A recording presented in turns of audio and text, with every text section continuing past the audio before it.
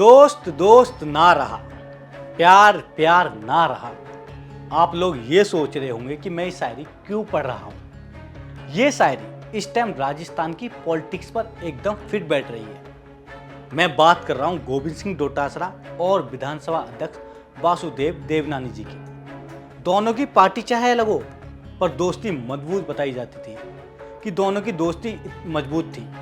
आज ऐसा क्या होगा, दोनों जिगरी दोस्त जानी दुश्मन हो गए। चलिए आपको बताते हैं आखिर अचानक देवनानी जी और डोटासरा की इतनी दूरियां क्यों बढ़ गई। चलिए आप लोगों को इसके पीछे की कहानी बताते हैं। राजस्थान विधानसभा में पिछले 5 दिनों से दादी वाले बयान को लेकर सियासत घमासान जारी है। मंगलवार को निलंबित विधायक को विधानसभा में प्रवेश नहीं दिया जाने पर कांग्रेस ने जमकर हंगामा किया और धरना प्रदर्शन किया। इसी बीच पीसीसी अध्यक्ष गोविंद सिंह डोटासरा के बयान से आहत विधानसभा अध्यक्ष वासुदेव देवनानी सदन में भावुक हो गए। अपनी पीड़ा व्यक्त करते हुए वो 2 बार रो पड़े और उनका गला रूंध हो गया। उन्होंने यहाँ तक कहा कि डोटासरा विधायक बनने के योग्य नहीं है। विधानसभा अध्यक्ष वासुदेव देवनानी जी क्यों ये बात कही, क्योंकि कांग्रेस के वरिष्ठ नेता और प्रदेश कांग्रेस के अध्यक्ष गोविंद सिंह डोटासरा ने वासुदेव देवनानी के लिए अपशब्द का प्रयोग किया। आपको बताते हैं उन्होंने क्या कहा। स्पीकर के लिए कह रहे हैं कि माफी मंगवाना चाहता है, इसके बाप की जागीर नहीं है, माफी मांगे मेरा जूता, ये माफी लायक आदमी ही नहीं है।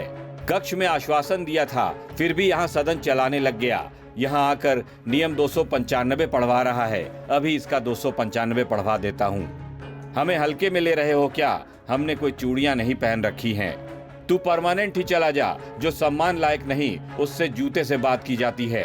ये सीएम की नहीं मान रहा, इसको कुर्सी पर बैठने नहीं देंगे। डोटासरा के बयान से व्यक्त स्पीकर देवनानी आसन पर बैठे बैठे रो पड़े।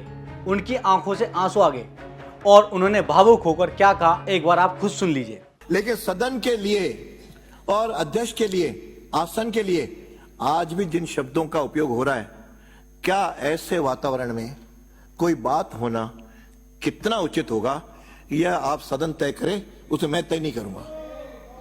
अब इसलिए इन अपशब्दों के लिए मैं आपसे आखिर में एक ही निवेदन करूंगा, आप सब मेरे व्यक्तिगत नहीं, आसन का सम्मान रहे, यहाँ की परंपराएं जिंदा रहें, यहाँ की मर्यादाएं बने और यहाँ की जो नियम है उसका पालन हो। इसके लिए आप लोगों ने मुझे इस आसन पे बैठाया। मैं तो छोटा सा कार्यकर्ता था, एक कॉलेज में पढ़ाता था, कभी कल्पना नहीं की थी कि यहां तक पहुंचूंगा।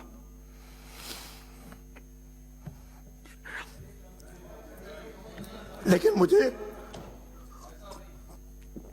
आपने पहुंचाया।